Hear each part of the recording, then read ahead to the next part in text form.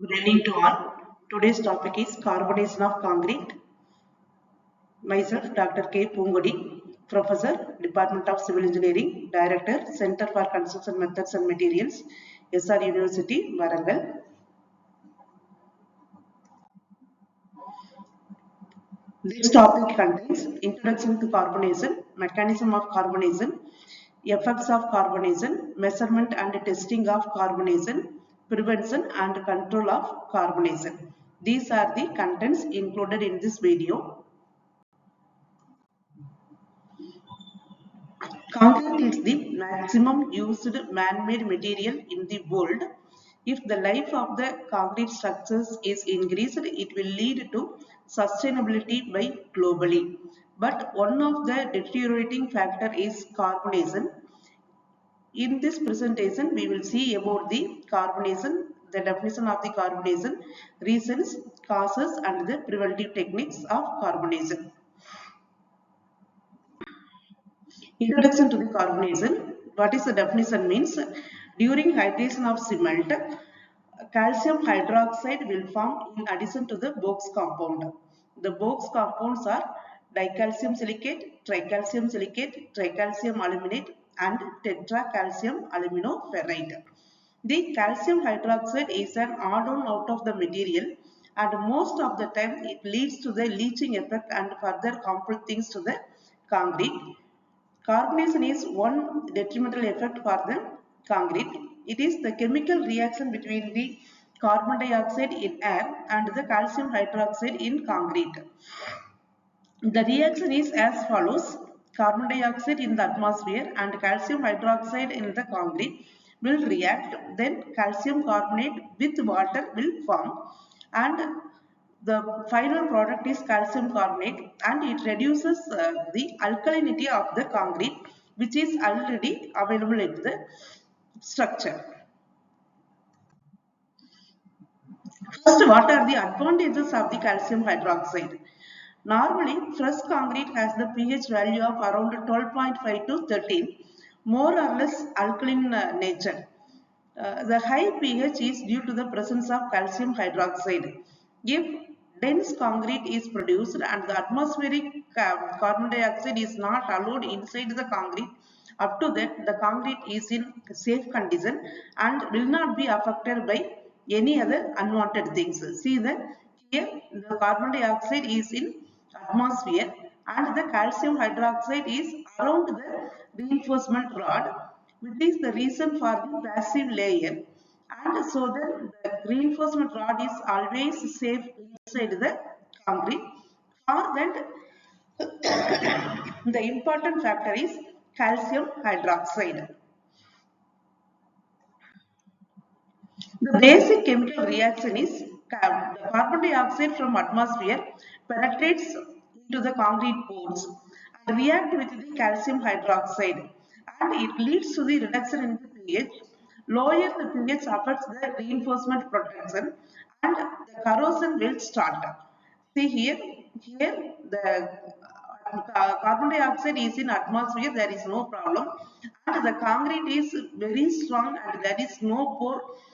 High strength concrete, high performance concrete, there will not be no issue.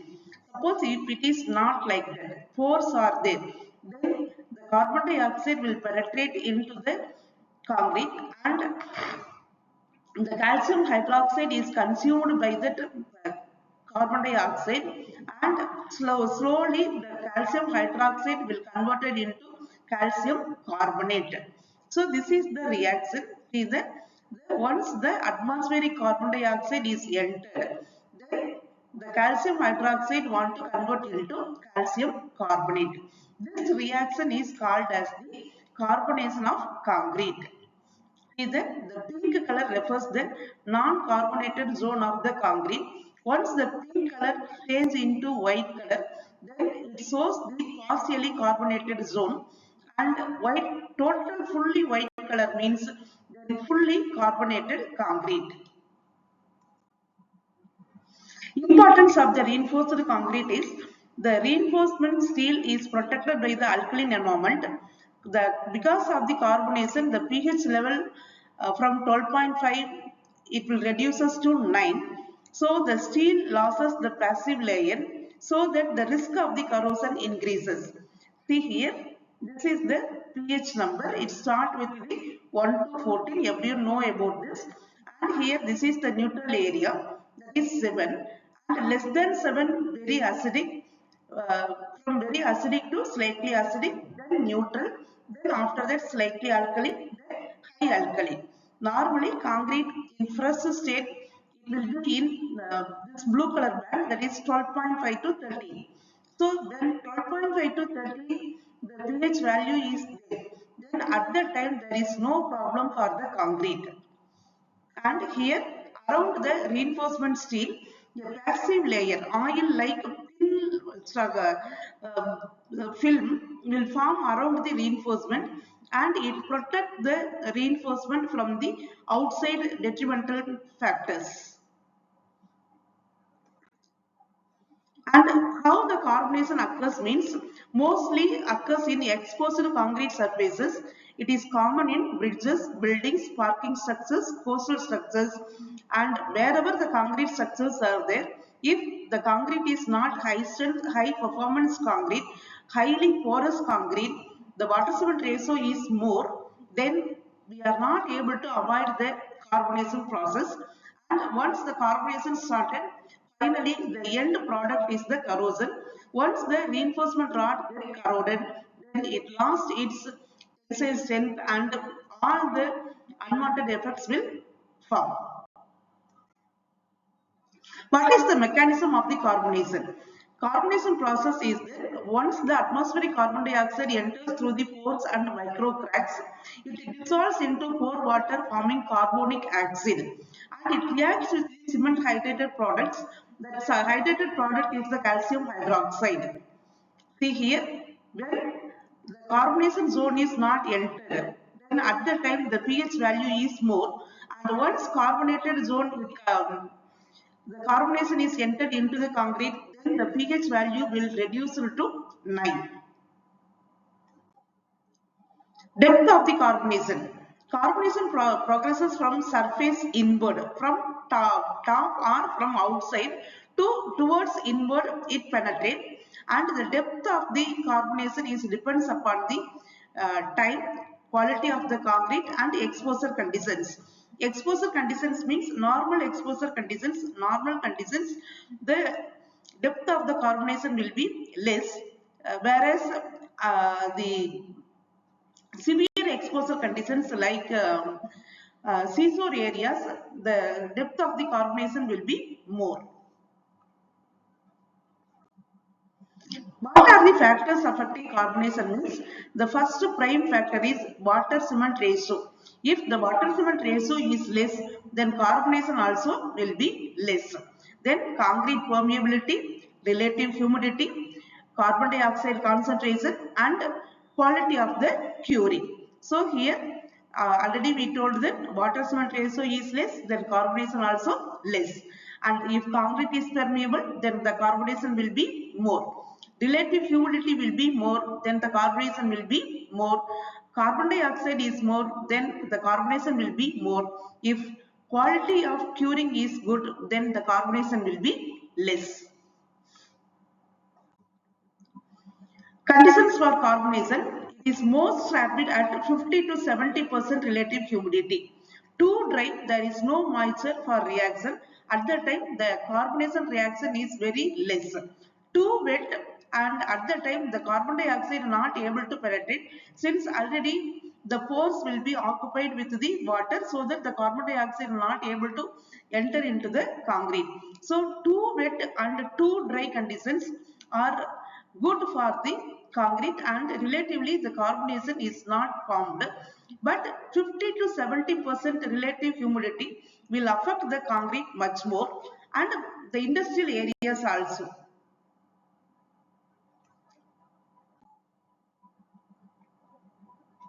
Effects of the carbonation, reduction in pH. Initially, the pH value of the concrete is 12.5 to 13 and the carbonation, because of the carbonation, the pH will reduces to 8 to 9 and the passive layer around the steel will breaks so that the reinforcement will be easily corroded because of the formation of the corrosion on the reinforcement steel. Then the volume of the reinforcement steel will increases. Because of that volume increases, the pressure increases. Because of the increase in pressure, cracks will develop in the bottommost part of the concrete, and the cracks, the multiple cracks will join together, and it will lead to one day the concrete cover will fail. The reinforcement corrosion, steel begins to rust.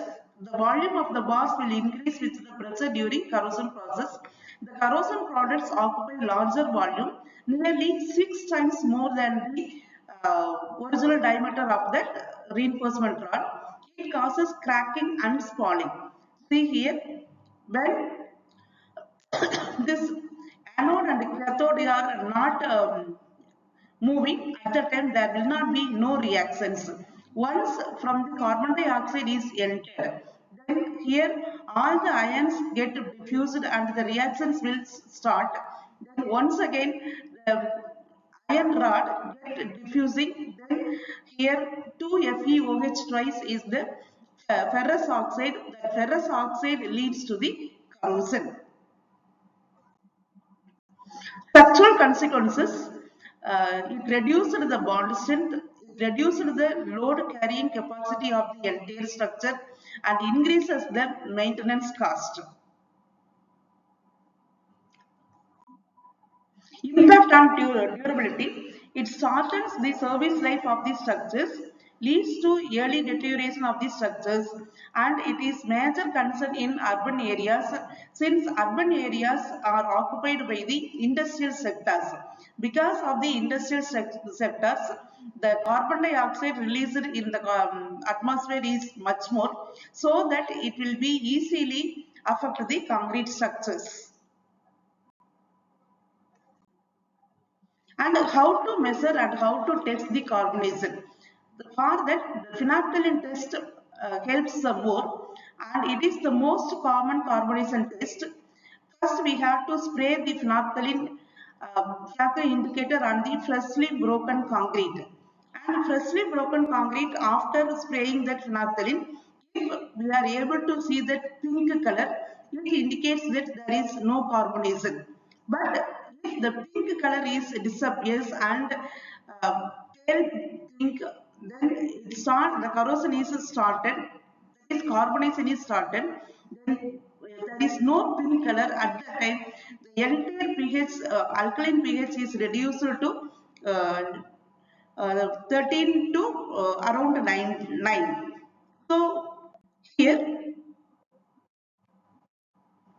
the carbonation reaction in concrete, the calcium hydroxide is there, this carbon dioxide, then here the calcium carbonate and the water. This water most of the time it will evaporate, but sometimes it leached out also, so that most of the time white deposits will form around the concrete. Here this is the reinforcement rod, and see here this pink color is the non-carbonated zone. This pink color is the non-carbonated zone, and the semi-carbonated zone. This middle layer is the non-semi-carbonated zone, and the white color, this indicates the entry of the carbon dioxide and the formation of the carbonation, and here this indicates the carbonated zone. So here once again it enters means then around the reinforcement steel the passive layer will destroys. So it indicates that the calcium carbonate, the calcium hydroxide is converted into calcium carbonate.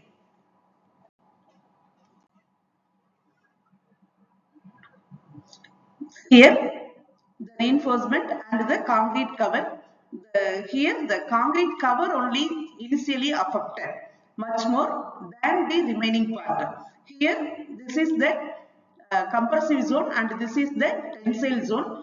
And as per the design, the tensile zone only will be affected easily because of the carbonation, And once the concrete cover lost that, then the life of the structure will be totally reduced.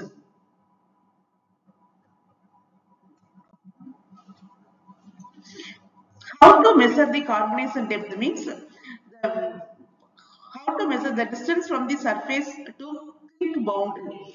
Here, once we are spraying that naphthalene indicator and we have to wait for some time and the pink color is there, then it is non-carbonated. And if the pink color is not there and it turns into white color, it indicates the carbonation, and with just a normal scale we are able to measure the depth of the carbonation of the concrete elements. Other testing methods, the X-ray diffraction, thermogravimetric analysis, accelerated carbonation testings are the few other methods to measure the carbonation depth of the carbonation accurately.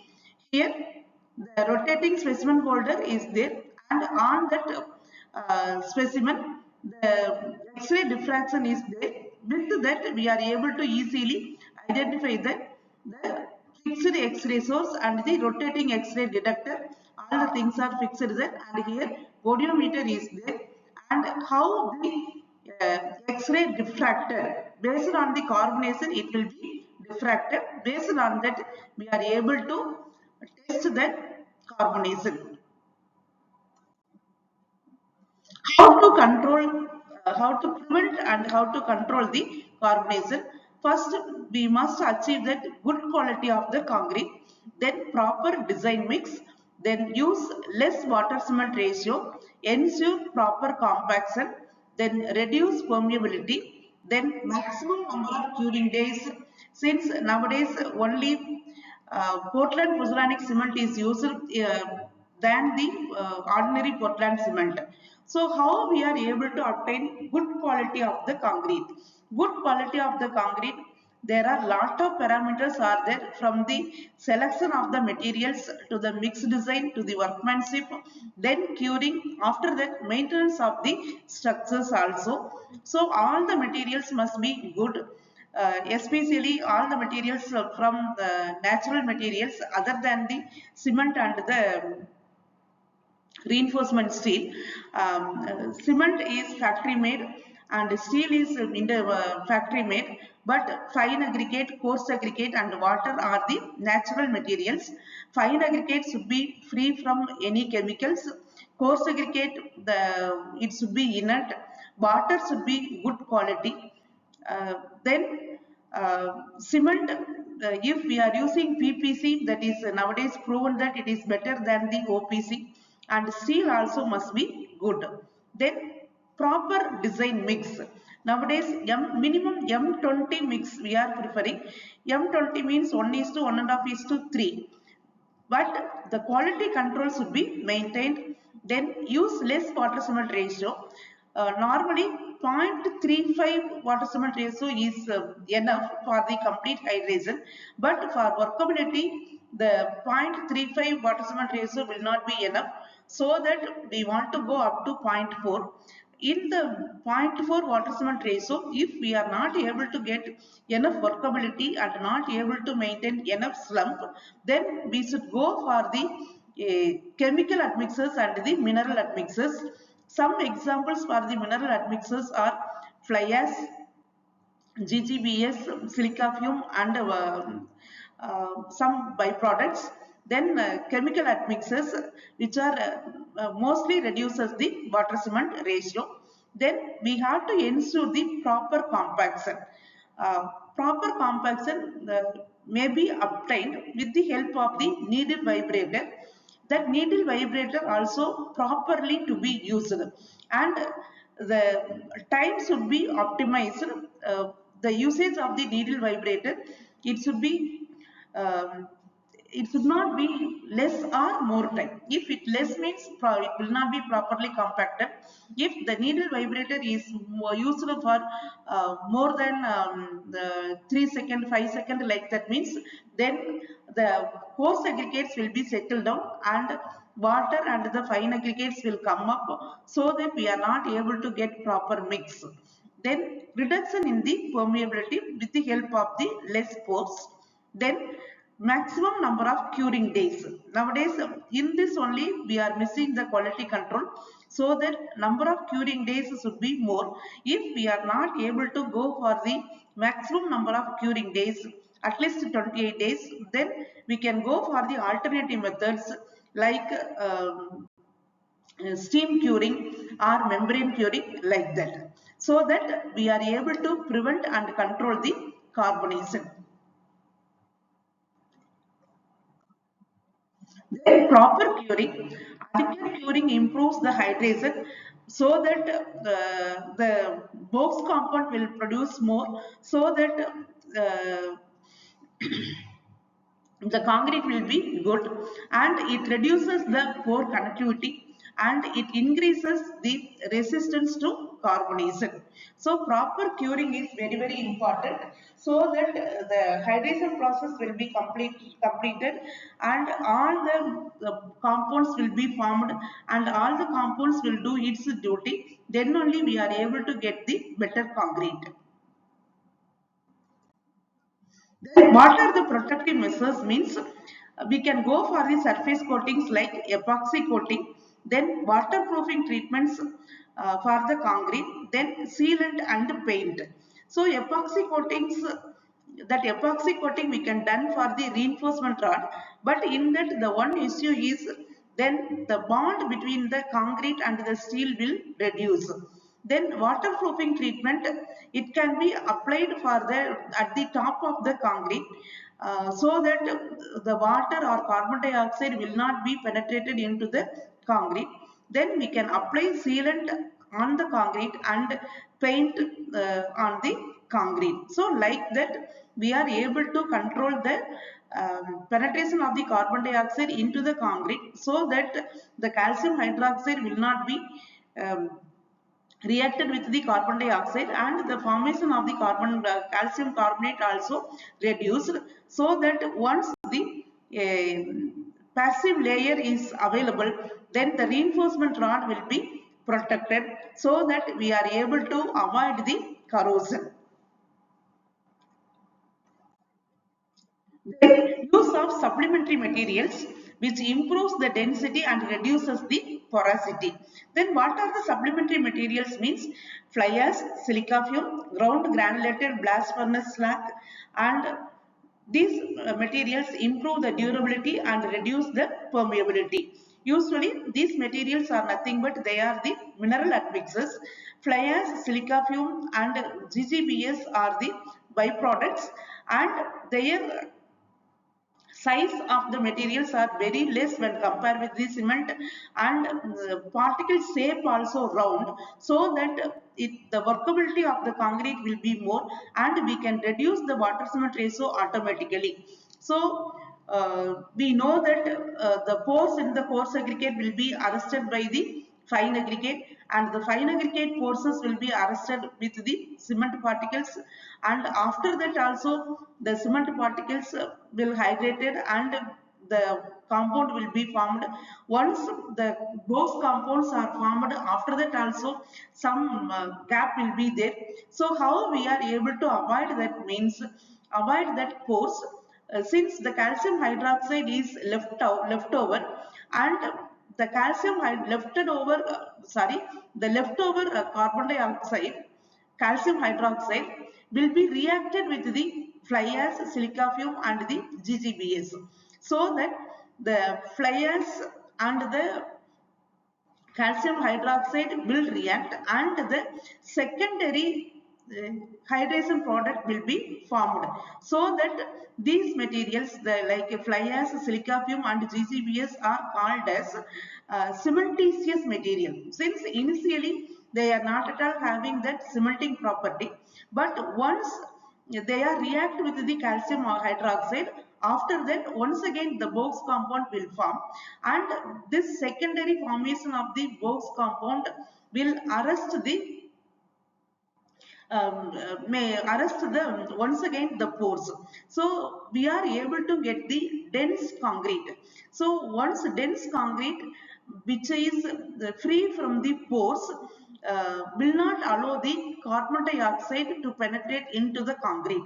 Once carbon dioxide is not penetrated into the concrete, then it is not at all harmful even though the leftover calcium hydroxide is inside the concrete.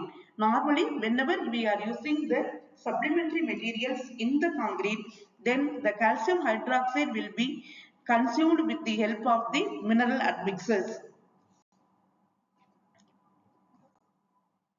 So the carbonation is the chemical reaction between the carbon dioxide in air and calcium hydroxide in the concrete. It leads to the formation of the calcium carbonate and occurs mainly in hardened concrete over time, and it reduces the alkalinity of the concrete and leads to the corrosion of the reinforcement.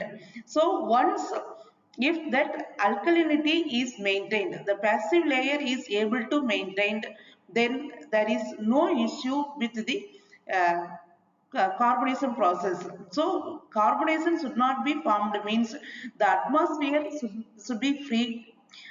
So industrial free areas, the carbon dioxide will be very less. If the trees are more, then the carbon dioxide will be absorbed by the trees and the carbon dioxide will not penetrate into the concrete. So we must uh, concentrate on both concrete and also the atmosphere. Well, how we are able to concentrate on the uh, concrete means we have to use the mineral admixtures and chemical admixtures. So the mineral admixtures will consume the calcium hydroxide. Since this calcium hydroxide, other than the alkalinity formation, there is no use of the calcium hydroxide inside the hardened concrete. So once we want to consume the calcium hydroxide means it should be reacted with someone and it should not be reacted with the carbon dioxide. Even though the calcium hydroxide is there, carbon dioxide is there, in the atmospheric conditions, the humidity will be less. Then there is no issue of the reaction between calcium hydroxide and the carbon dioxide. If the humidity is more, mostly it occurs during the leakages.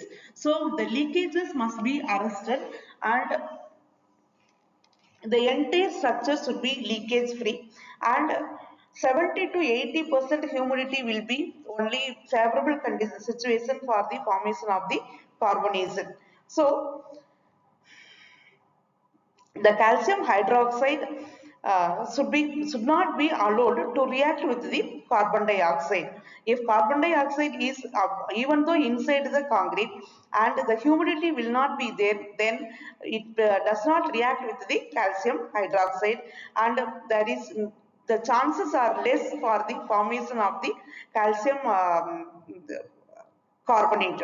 So once the complete calcium hydroxide is converted into calcium carbonate, then only it is called as carbonated concrete. So once carbonated concrete only leads to the uh, breaking of the passive layer which is around the steel reinforcement. So the steel reinforcement passive layer to be protected means then the calcium hydroxide should be present and it should not react with the carbon dioxide. Thus we are able to avoid the formation of the carbonation. And how we are able to once again protect the concrete and from the atmosphere means nowadays a lot of techniques are there.